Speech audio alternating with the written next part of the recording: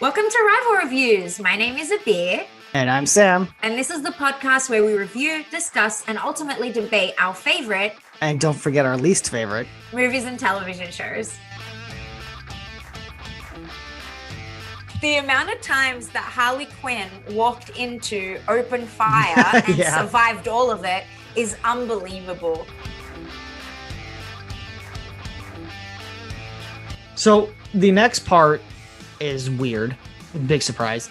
I think you've said that about every part so far. In case you thought the trend was going to break, it's not. Every time I have fallen out of a helicopter, I've landed on my feet in heels.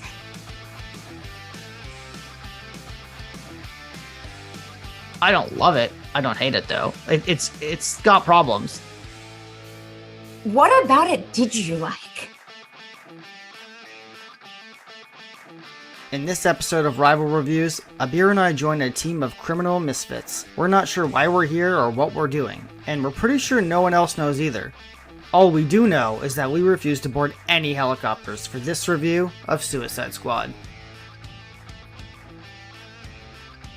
Probably one of the worst movies that I've seen, and seen would be very generous. This year, or you mean in general? In general, that was very hard to follow and did absolutely nothing to try and grab my attention.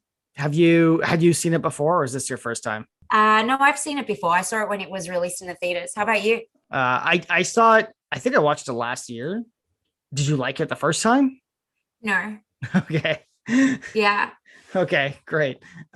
This is going to be a hard one to structurally go through because it's just very hard to follow almost. Like the plot isn't hard to follow, but the structure of the entire movie, scene by scene, is very confusing. Yeah. It felt like there was two movies going on at the same time for sure. Two or three almost, I'd say. Let's try and start at the beginning. So, I mean, a big part of the first third of this movie is the introduction to the characters. I mean, they introduced them like 3 times, it feels like. So I guess we'll go through the characters and like the scenes of their introduction. So what did you think of Deadshot, Will Smith? Probably one of the best characters in the film, to be honest. But then again, I really do like Will Smith as an actor. He showed up as Will Smith though, so I think there is that part, but there's nothing wrong with that. I also liked Will Smith and Deadshot as his character. I mean, like, it's actually a good way to put it. He showed up as Will Smith, which, sometimes that's exactly what the role needs. I think it did for this. You need some charisma, and that's what Will Smith brings. I like his character arc. Like, I like his kind of growth throughout it. He's still, by the end of it, not quite in a better place, I'd say, but that's okay. It kind of fits the tone of the movie. One thing I did think about a lot when I was watching this is like, I was thinking about like the Marvel equivalent to the heroes. And like, while they're not like, exactly one for one, I kind of thought he was a cooler version of Hawkeye. And no offense to Hawkeye. I like Hawkeye, but I was like, yeah, this guy's kind of more interesting. He's just more fun to watch. Rough around the edges, whereas Hawkeye is a good kid. Well, almost. Yeah, except for when he's mind controlled. But yeah, other than that, he's there's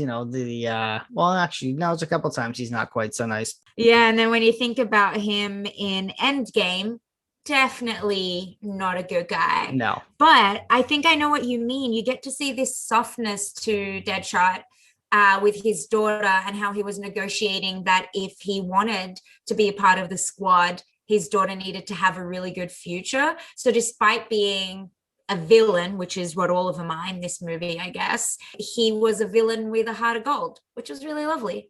Not a total heart of gold, though. He's still fine. Oh my God. Yeah. So what did you think about, just because we're talking about Deadshot, like, what do you think about Batman in the movie? Like the cameos of Batman? Weak AF. Like, really, I think Batman in so many of the cartoons, so many of the movies, so many of the comics just does like does away with Deadshot so easily, and it's like, okay, come on, like what's going on here? But then again, I didn't like any of the Batman cameos. I didn't think there was any purpose to them, to be quite frank, other than to say that he's on the side of the like law and trying to bring these guys together. But there just didn't seem like there was any point to the storyline in him popping up. At least that's in my opinion. Yeah, it's probably more recognition, like, hey, look, here's Batman. I know he's in the trailer too, so I imagine that's just to get, people in the seats. What do you think about Harley Quinn? I like Margot Robbie. She's an Aussie, so obviously I like her. I feel like she played her well.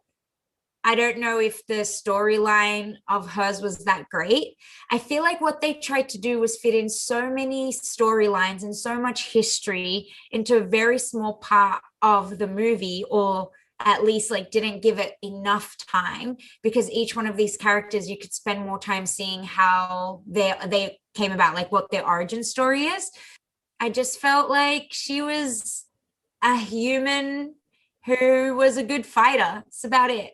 I'll have more comments on the other characters as we're going, but one of the weak points of this movie for sure was too many characters. And it's funny because you watch like the Avengers and Marvel, and there's like a million characters running around, but they all seem to have a purpose. You all see why they're there, why they're, a hero. Well, there was 19 movies. Right. But even like, what was it, Infinity War, where they're just all on the screen, like doing crazy stuff, and they all kind of have some cool moments. But like this movie, there's 2 or 3 of them where you could have dropped them completely from the plot and it would have been a better movie.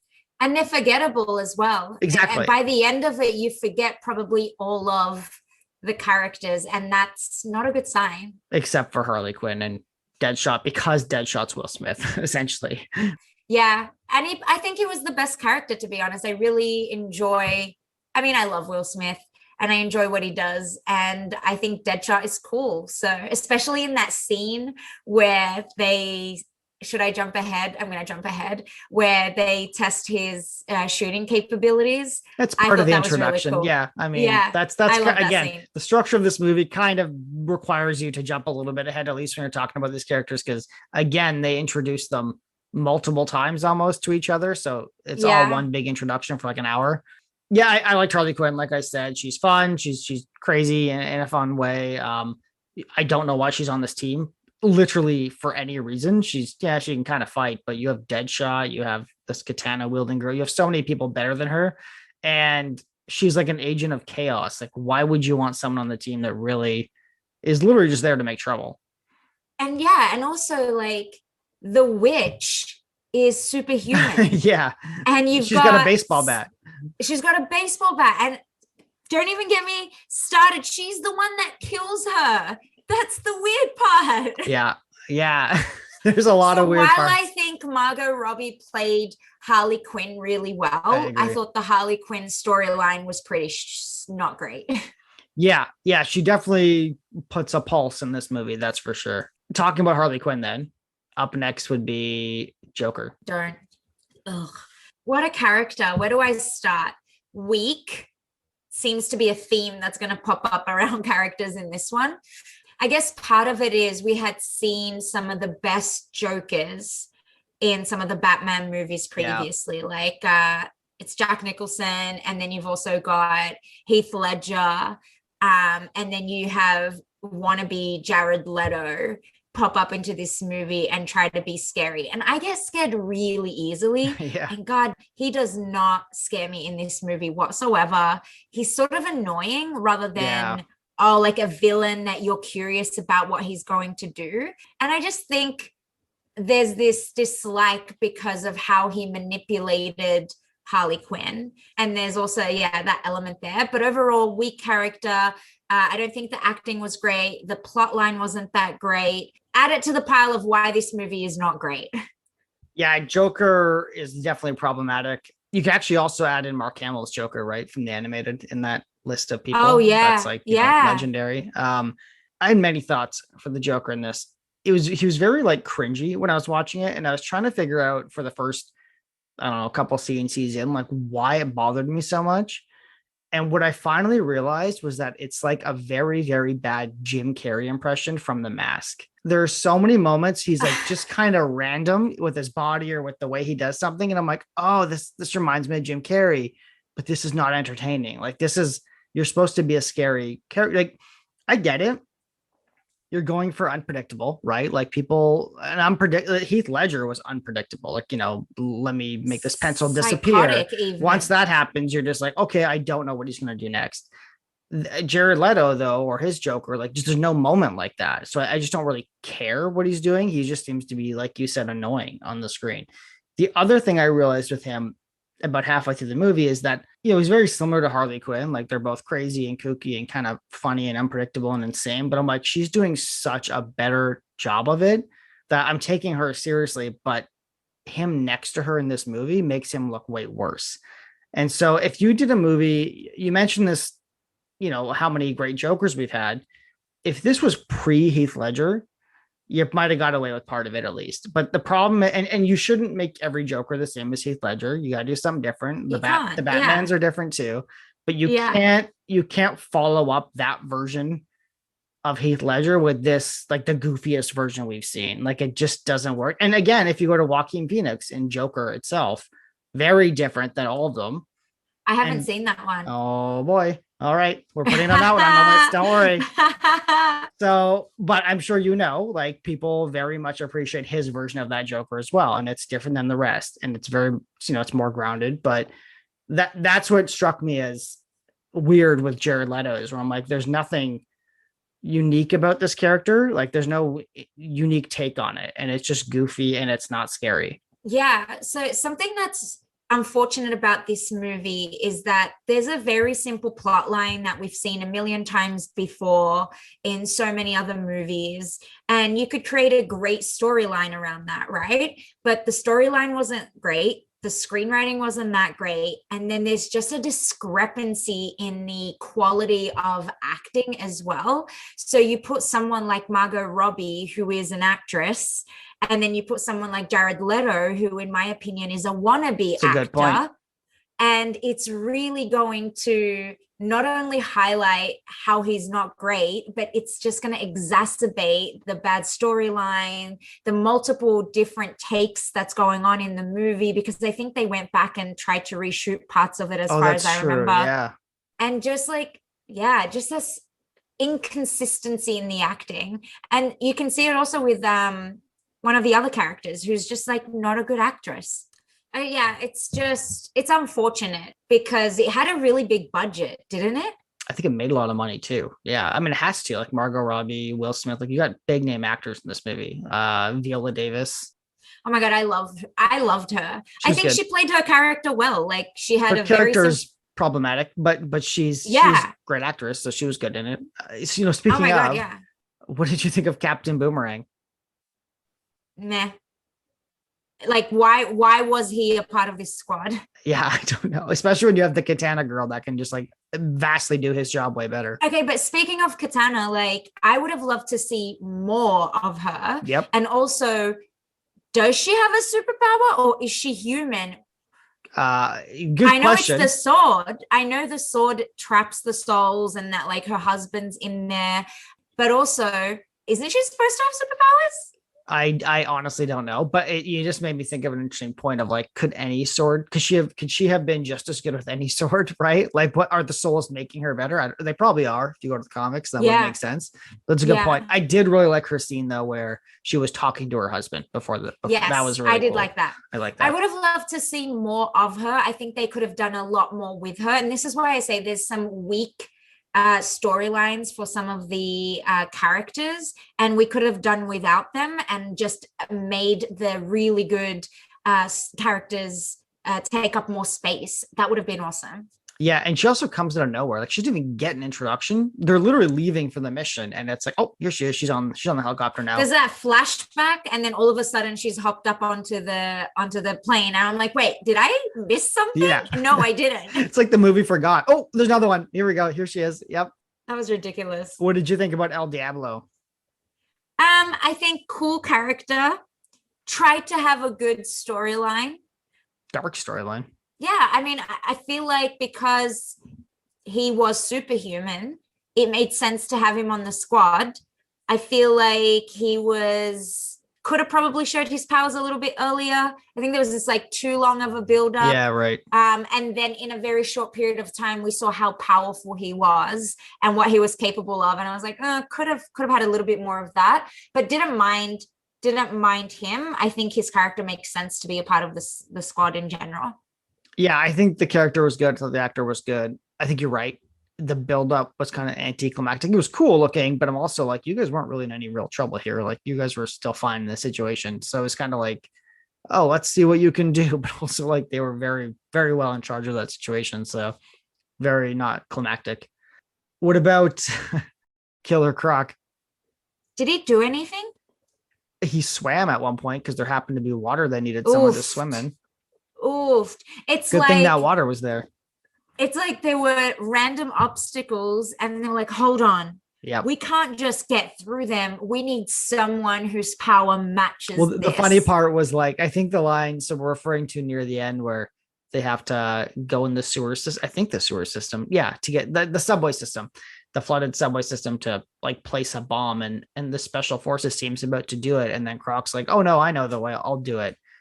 But like, they were fine. Like, they didn't need him for that. There was no obstacle down there.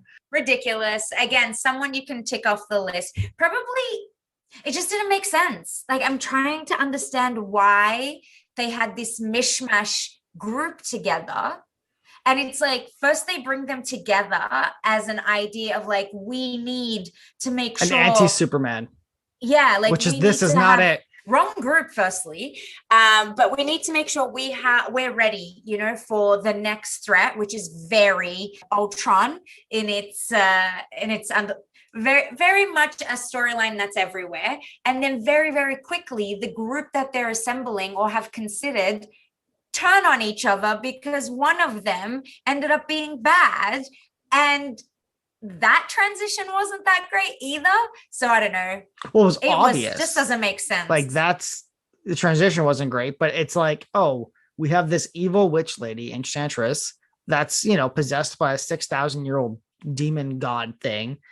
Hey, we should use her on this team. That sounds like a great idea. What could go wrong? And the funny thing about that is, if you have her, and Viola Davis's character, Amanda Waller, has her heart, which controls her, what do you need any of these other people for? I don't understand. Like, why can't you just use this witch to do everything?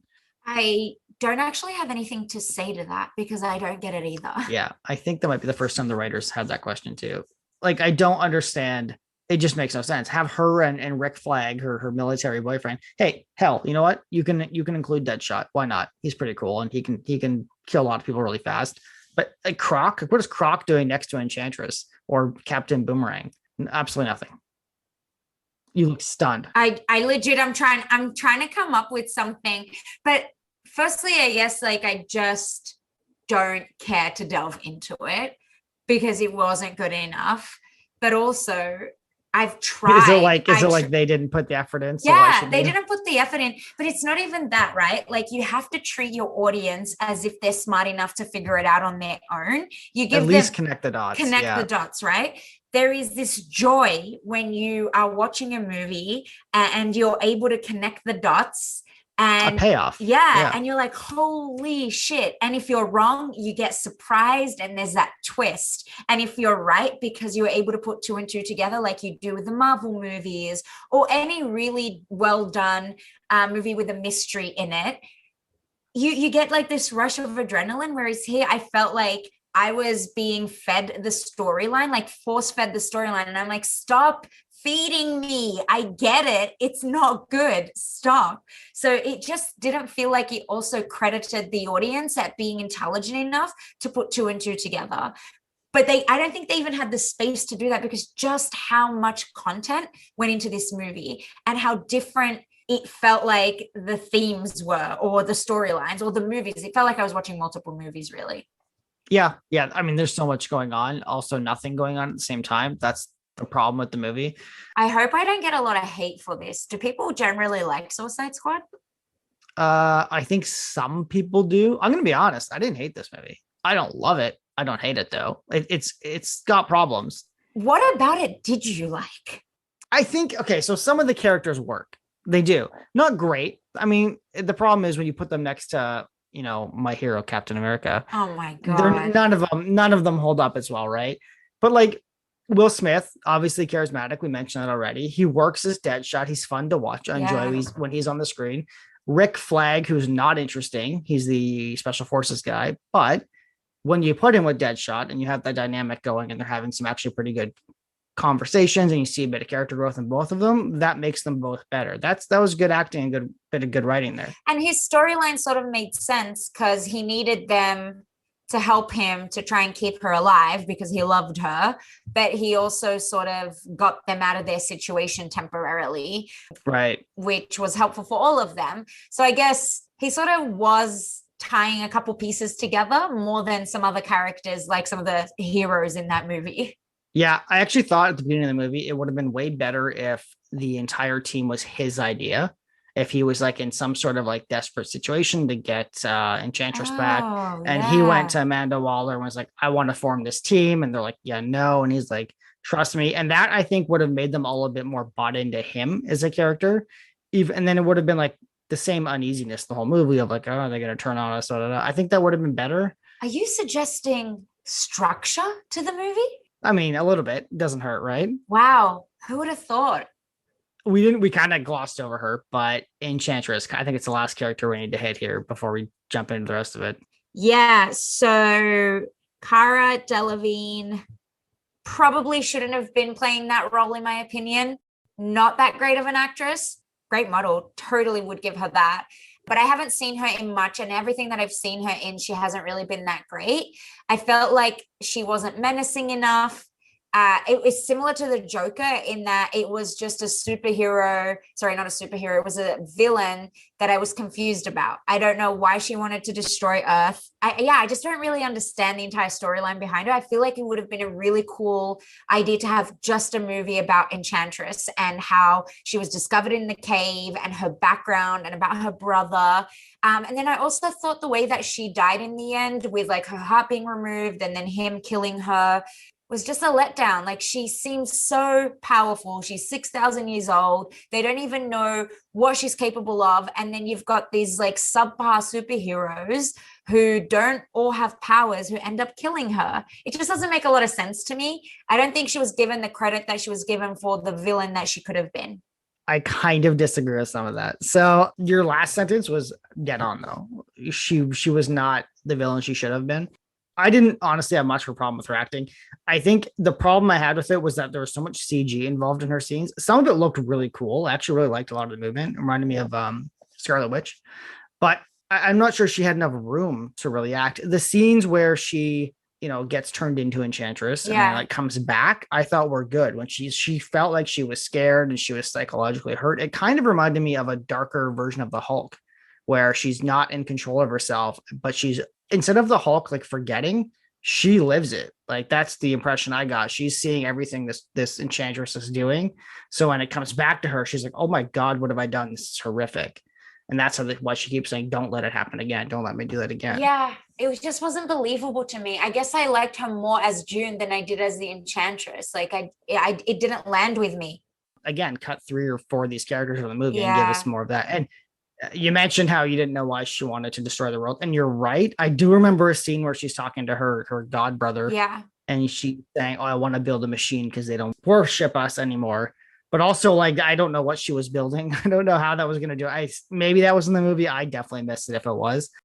Overall, though, like, I thought she was cool, but I agree. Like, needs more room, needs more time, and needs a better motive. But the character itself, Could have been a badass villain. yes, yeah, yeah, I agree. And I liked she's the other half of Rick Flag's character that actually makes him somewhat interesting, so that's helpful.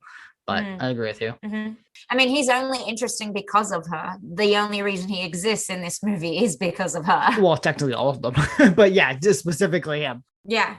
Well, I think they did try to give you like 5 minutes of, no, we're putting this group together, not just because of her. Yeah. I mean, yeah, I guess so. So I think that's everybody. That's the introductions. It doesn't make sense. I think I clocked it at like 50 minutes at least into this movie before like it starts, before they're like, "All right, let's go on the mission." Yeah. They have the bombs put in their necks, so if they actually do anything bad, they get killed, which leads us into the first pretty much scene of the actual mission. They're flying in on the helicopter gets shot down, nobody's hurt somehow. Wait, is this the scene with the Joker? Oh no, that's way later. That's the third helicopter crash. So the first helicopter crash is right away. This movie loves them. And do you know the character? Do you even remember the name of the character that gets his head blown up by the bomb?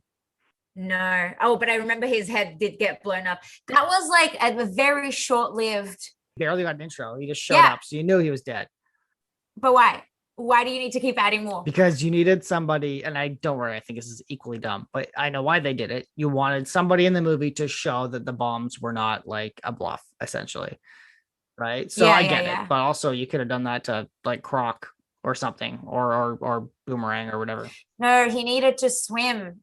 Remember? There was water. I forgot nobody else can swim. My bad. Yep. The special forces. And yeah, so Slipknot was his name.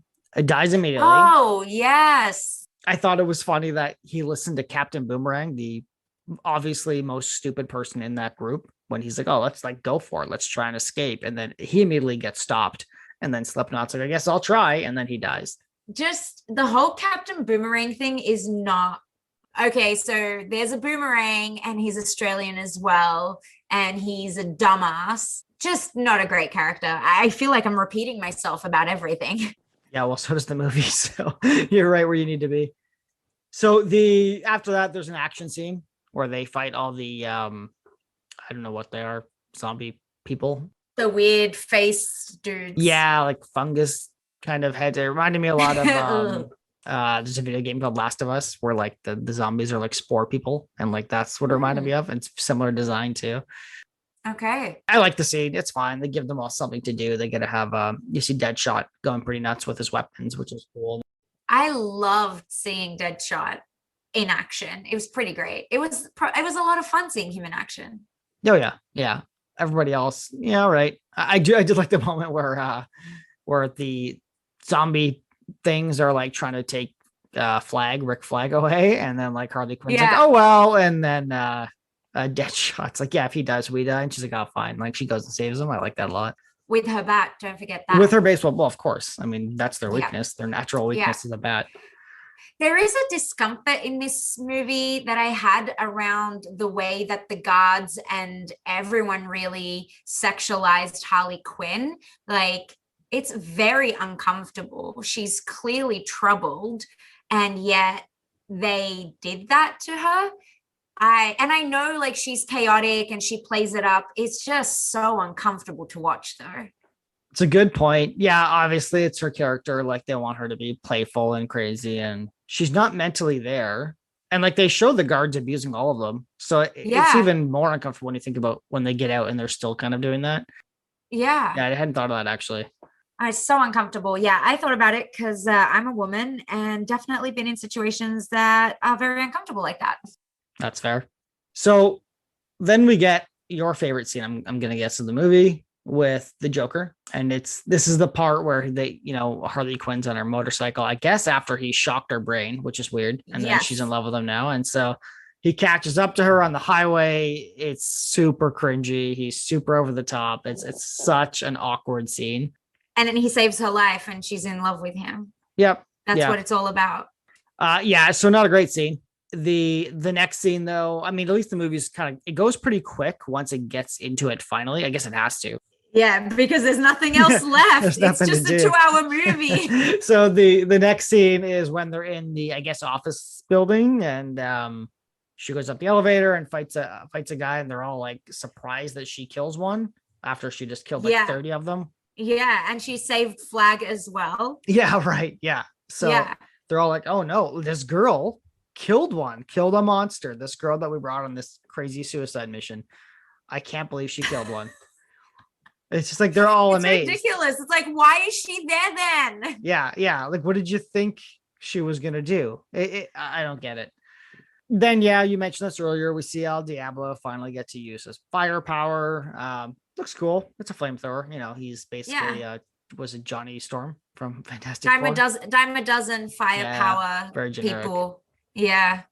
There's also at this point that I noticed like the pattern of the monsters trying to capture Flag. I don't know if that pays off later. I don't think they really explain why they are. When I was watching it, I was like, oh, cool. This will be obviously it's got to do with Enchantress. Like she wants to capture him for some reason. But I really don't think that's explained later in the movie. No, I don't recall anything about it. And if it did happen, I don't recall it, which is the theme of my life. Which is a problem with this movie. Yes. Yeah. So there's another Joker scene where they basically one of his henchmen tells him where Harley Quinn is and where they have to go find her. And it's just, more hamming it up. He's trying to act so tough, but it's laughable. It's the gangster version, and it's not. And it's funny, though, because I thought that's what Jack Nicholson kind of did, but obviously better. Yeah. So it's kind of like it's a weird version to go with. But also, Jack Nicholson is an award-winning actor who's done this his entire life. That is a very good point. So the next part is weird. Big surprise. I think you've said that about every part so far. In case you thought the trend was going to break, it's not. This is the part where it's revealed that I guess they were trying to rescue someone. That must have been mentioned at some point. I don't remember it. But at this point, they're saying, we got to rescue this person in the building. That's why we're here. And it's revealed that the person in the building is actually Amanda Waller, who's Viola Davis, the woman who created this team and sent them all out here and also put bombs in their necks. So it's weird for a few reasons. One, during this scene, she turns around and shoots all of the FBI agents on her team with a very flippant comment of they don't have clearance to be in here, which I don't understand. I thought that was so weird. She was ambitious before that. She wasn't necessarily crazy. Well, I didn't understand what she gained from it. Like my first thought was, oh, would they slow them down? But I'm like, no, not really. Like there's like 20 of these people already walking around. They also need backup. Right. Yeah. Yeah. More good guys is a good thing. I don't know why she did that. That was very odd. That was odd. It was also not what I felt like her character was going to do at any point. Yeah. That's, I know it's like, oh, is there a twist here or something? But it's like, nope, that's just something she did. So maybe make her more intimidating. Maybe. To who? I don't know, because Rick Flag didn't seem to care, which was also very weird. Like he didn't bat an eye. He was in the room. Yeah, and also they were never afraid of her. Like none of the superheroes. There is a moment where somebody is, and it doesn't make any sense. And we're going to get there because there's a few more things with her that I want to mention before we hit that point. Okay, good. The next one is directly after that. She comes out. They're all like, okay, it's her. They're obviously want to, kill her essentially because she's the one that's put bombs in their necks. And she says, I have the device that will set off the bomb, so you can't do that. And she basically threatens them all with this bomb again. And then as she's walking away, Killer Croc turns around, and I guess it's a joke. He says, I like her. And I'm like, why? She just threatened to kill all of you. There's nothing to like about this woman. She's the reason you are here. Like, I don't get the comment. I get that because they're trying to portray all of them as this chaotic evil who are unpredictable. And, some of them are somewhat masochistic and sadistic, and her threatening them with blowing their heads off is sadistic. So I sort of get how he may say, I like her. I also can see Harley Quinn saying, yeah, I like her too, because she's sadistic as well. So first of all, I just want to point out that you just defended this movie. So I want you to take a moment and realize what you've done. I didn't defend the movie. I said I understand you why defended a character choice in this movie. Okay, well, I'm open to having my mind changed. That's good.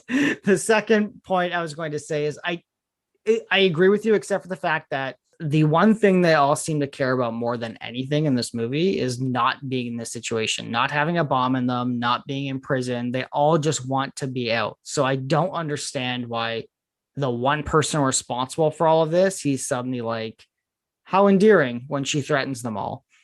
Yeah, I guess I didn't see it as endearing. All of them are criminals. All of them are manipulative. All of them would do anything to get out. And I can see them thinking that there's a way for them to get this bomb out and to go along. And perhaps there's something that happens and they'll be free. The thing that I don't get is, why would you put your life at risk? Because all of them are selfish, all of them are manipulative. They wouldn't really want to put their life at risk. Well, I asked that question at that moment too. I was like, I really don't understand what the plot is. I'm like, they just saved somebody I didn't know that needed saving. What were they told they're doing here? And thankfully, Deadshot does answer that question pretty much immediately after. There's actually 3 times in this movie where Deadshot says something that I was thinking, which was good. Some writer probably came in and was like, hey, you need to explain these 3 things. One of them being that he essentially was like, what are we doing here? Are we going towards the garbage portal, as he calls it? Is that what we're doing? And so that's good. Yeah. They do explain it. The next scene is the Joker helicopter scene. And I would love to hear your thoughts before I dive into a few problematic moments I had with this part. Every time I have fallen out of a helicopter, I've landed on my feet in heels. Like, I gotta tell you, I am absolutely athletic enough to survive a helicopter fall the same way that Harley Quinn did. The very human Harley Quinn. Yeah, that's a good point. I can't get that scene stop replaying from my head. It's just over and over. I'm like, she fell out of a helicopter. She fell out of a helicopter. Twice she was in an and landed helicopter. On her feet. Yep. She's Harley Quinn though. There's a really funny moment though before that where basically the helicopter is coming to pick up Amanda Waller and the rest of them. They realize that it's been hijacked, clearly by the Joker. Who else? And then a firefight kind of ensues, and Harley Quinn goes to jump on the helicopter. Amanda Waller and Rick Flag see her doing this, and she says, "Kill her. She's trying to escape." He pulls out his little phone to see, or to hit the button to detonate the bomb on her neck. And clearly Joker's blocked it. That's why she can't escape. And he says, "I can't kill her. It's not working." She's literally within 10 feet of him, and he has an assault rifle on his lap. Yeah. The amount of times that Harley Quinn walked into open fire and survived all of it is unbelievable. Man, that is some superhuman human stuff going on over there.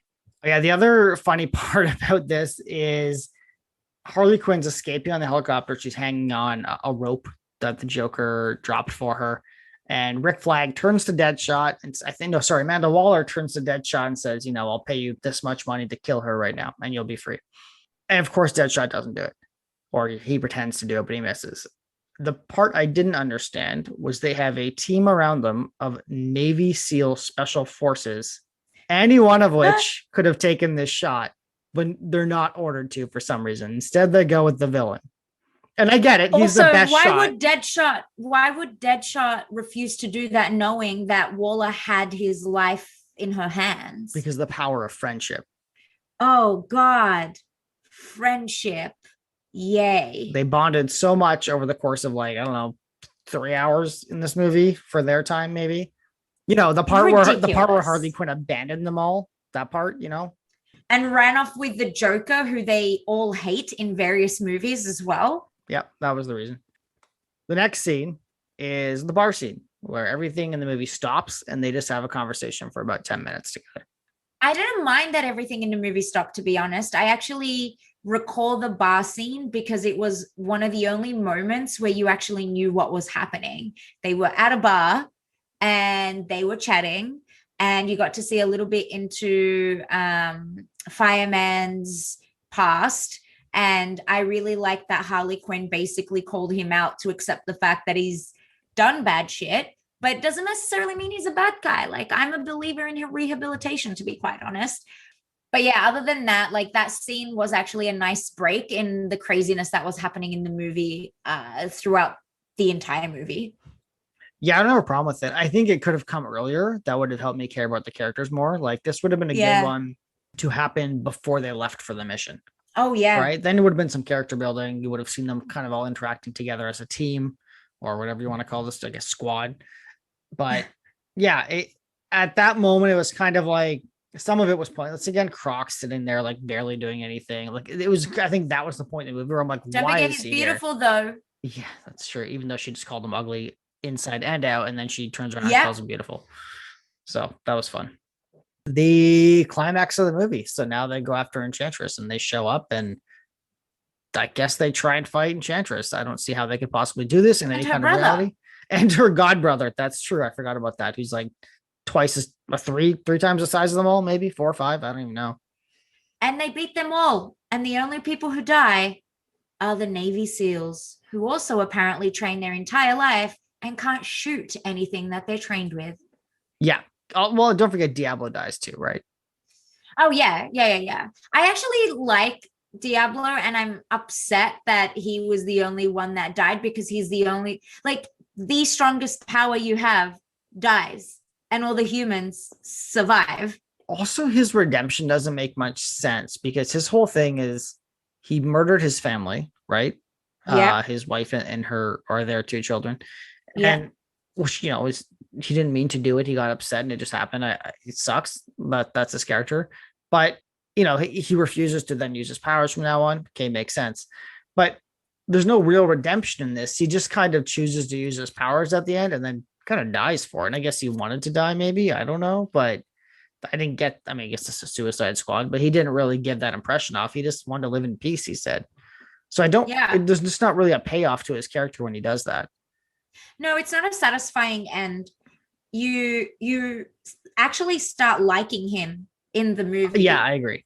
You do, and you want to see him do good, and you sort of feel that empathy toward what happened with him. Like, no one wants to kill their family on purpose, and so to see that he thought his, I guess, redemption was by never using his power again was really cool. And then all of a sudden he uses it, kills people with it, is able to help them see that she's trying to manipulate them in that scene at the end, and he can see through that. You start to think that he's probably more powerful than what they've let on, and then he dies.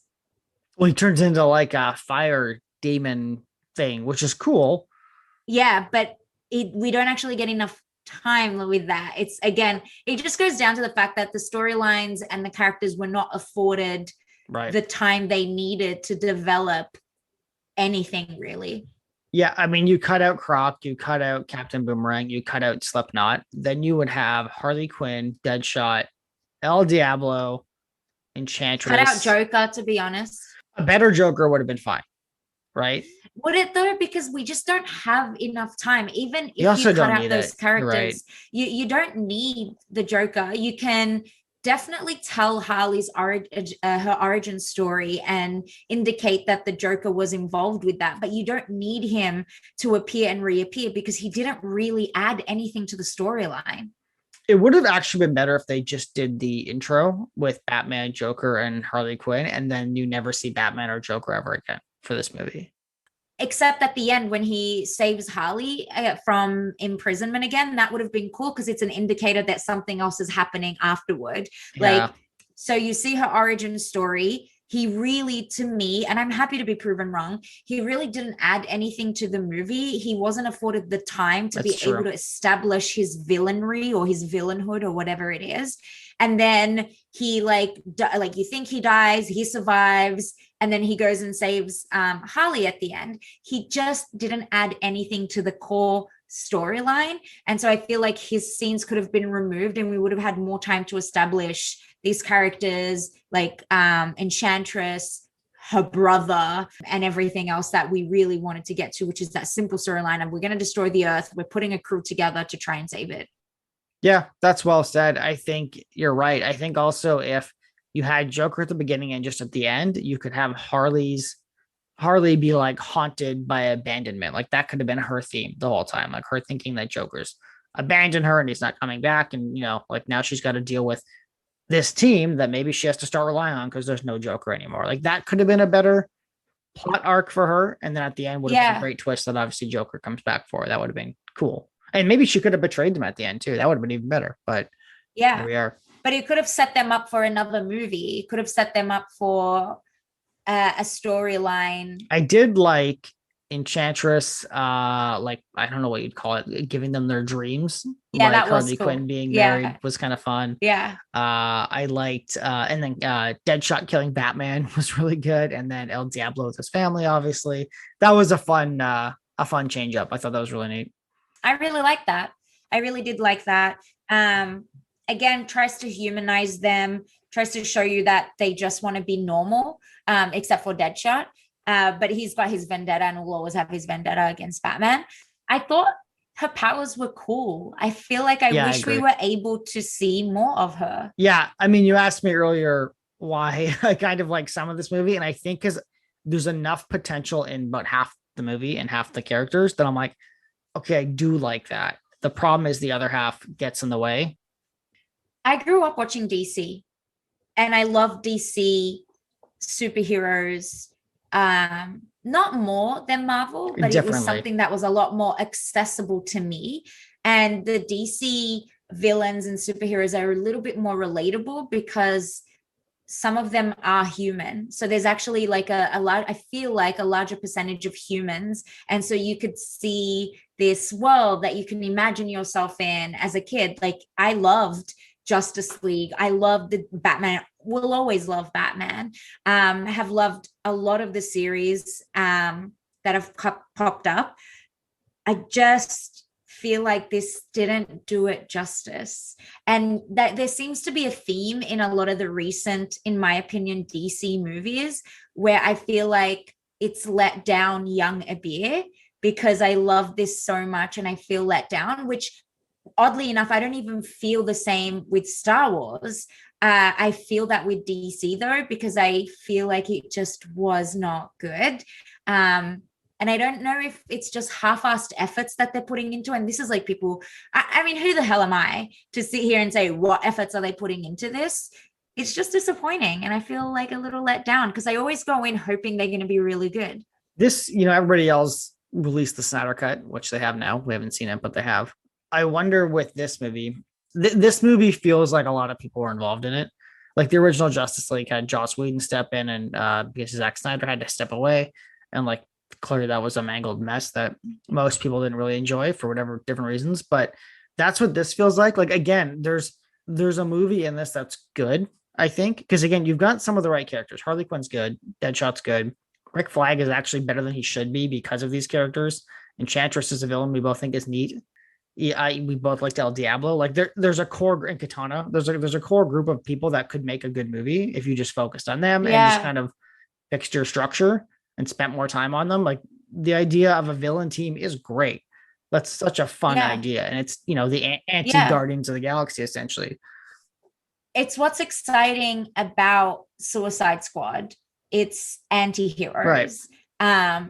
And that's always an exciting idea. Yeah, and you kind of nailed Batman villains being like, there's some great Marvel villains too, but historically DC's been better at tying their villains to their heroes. Like there's an investment there, like an attachment, right? So, Batman, clearly the Joker, but you've got like all these other villains that just Enchantress and Rick Flag in this, it just makes you care about them more. There's more stakes. And the Marvel movies eventually, after like, the beginning of the phase, I'd say, really started doing that well. Like Civil War, so great for that. Winter Soldier, all that kind of stuff. Like even Age of Ultron, like they do such a good job of tying it all together. This movie doesn't do that. Granted, it's one movie, so it is hard, but what we're both saying is don't do it all at once. Like that is the kiss of death on these movies.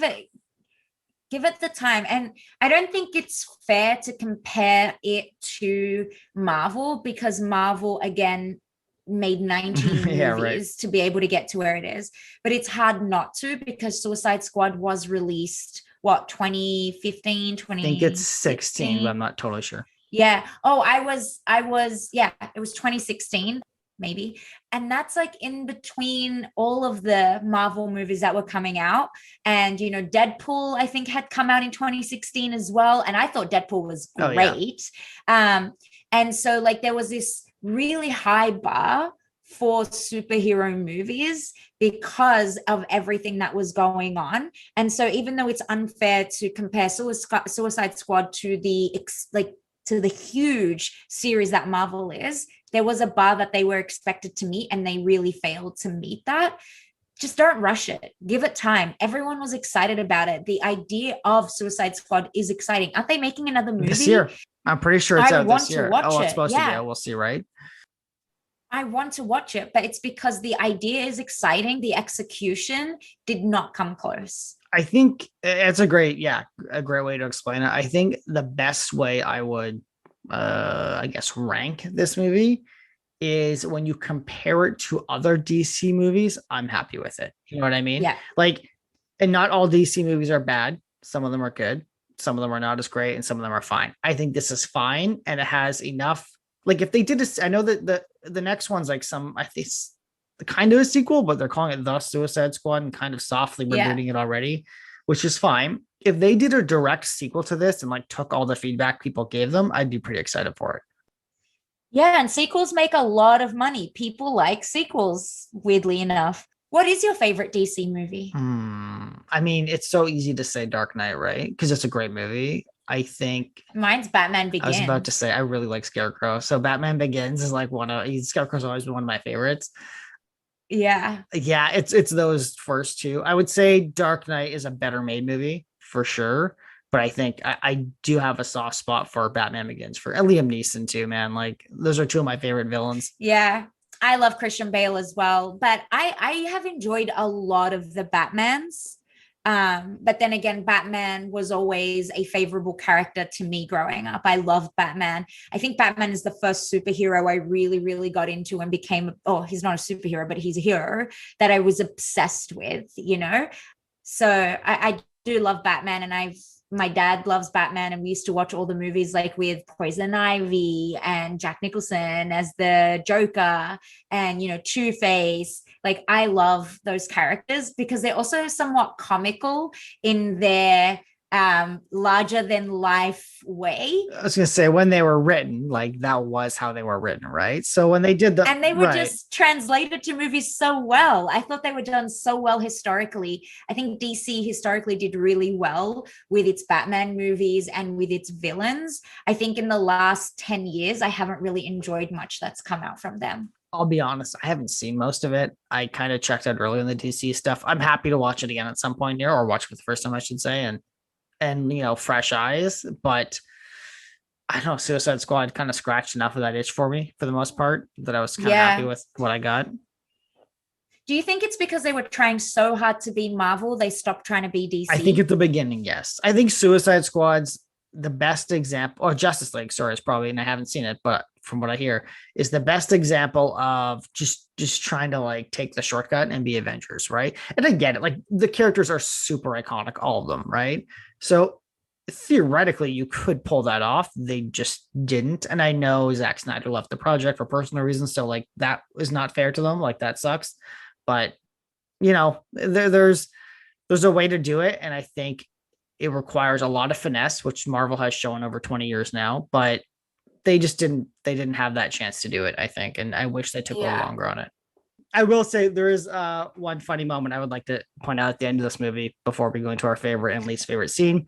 And that is the moment where Enchantress starts asking them to join her. And my only thought was, why would you want any of these people to join you?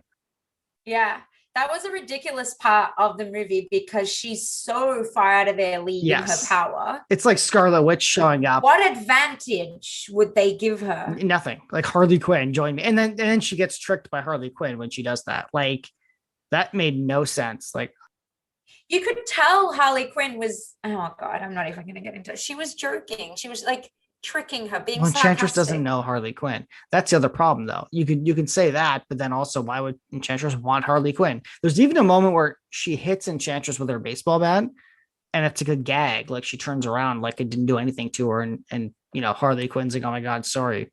So why do you want this person? Does Enchantress have the ability to see June's memories? Because probably. If she does, then she should know about Harley Quinn a little bit since they're on the same squad, I guess. But they never met. Or well, they weren't there. They weren't.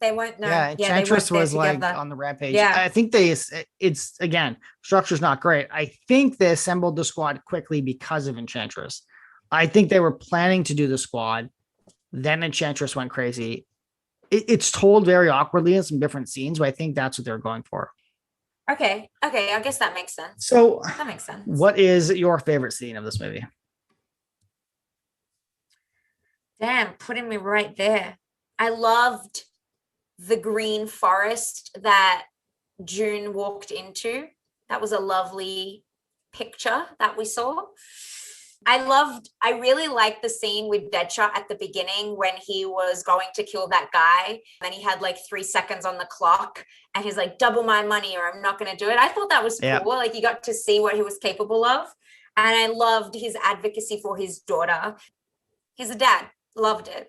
I'm really digging deep here. I really don't know. My favorite is similar, actually very similar. I like the way they did like the profiles and everybody at the beginning. Like again, the beginning of the movie I thought was the strongest part, where they're like, here's the people, here's their personalities, here's the crazy torturous stuff that's happening to them to make them kind of worse than they are. But I also really liked the Enchantress part a lot. I liked her going into the tomb, I guess, or whatever it was, and finding the curse. I thought that was well done. I thought the startup was again the most interesting for all of them. I do love origin stories though. So here's one thing. Again, I'll give it credit for this. I don't necessarily want to watch any more movies that are like an hour and a half of somebody like telling me who they are. I've seen it. I get it. Like we're at the point in pop culture. We all know. We don't need to pretend like we've never seen these people before. I love it. But what I liked about this movie doing it though is they did it kind of quick. They're like, here you go. It reminds me honestly of Avengers with Spider-Man, where they're just like, oh, we just did one. Yeah, scene. I can't do another Spider-Man origin story. Like we've seen 77 of those. Like I'm done. Batman but too. I'm okay with doing Batman as well. But I'm okay with doing like an origin story for different characters in the Marvel universe. Like I enjoyed every single one of those movies, and I could rate them, and Thor 2 definitely rates at the bottom. But in saying that, I think they were enjoyable. Like I love origin stories. I always do think it's a nice escape as a kid when you're watching or reading and seeing an origin story and you're like, what if it was me? So there's a lot of nostalgia and like, I guess, romanticizing it in my head. And that's why I love them. Yeah, but would you rather now watch like a Hawkeye and Black Widow origin story, or are you happy with the way they presented them over multiple movies? No, I would really like to see a Black Widow origin story. I wouldn't. What's your least favorite part of this movie? I know it's going to be the same as mine, but I want to hear it. All of the helicopter scenes, everything that involved the Joker, some CGI. Like the CGI wasn't that bad, but there were some scenes where you're like, ugh, not cool. But definitely most of the things related to the Joker were not fun for me. Yeah, Joker stood out to me. We've said this numerous times already as the worst part, particularly the scene in the club was weird when Harley's dancing. Yeah. I don't know why that was in the movie. Then the helicopter. What did he say about his loins at one point? I assume burning loins. I don't remember, to be honest. Yeah. Oh my God. I was like, I don't really want to know. Yeah, he was just trying to be random and get attention and look at him. It's bad. So, Abir, where can they find us? Where can they reach us? Where can we get their feedback and their comments? Yeah, if you want to send us some feedback, if you want to give us some suggestions, you can find us on Twitter at The Rival Reviews. That's with an S at the end. You can send us an email to rivalreviews2021@gmail.com. And so you can go to our Twitter and you can see our email contact there as well. Please keep it civil. We do have feelings, I do at least. Sam, debatable. Yeah, so we're launching on Spotify, Apple Podcasts, and Google Podcasts. Basically, anywhere you're listening right now is where you're going to find the next episodes. So definitely, follow, subscribe, whatever your platform asks you to do. There's a notification button. Make sure you're hitting that, and you will definitely be getting our next episodes as soon as we launch them. Thank you. Bye. Bye.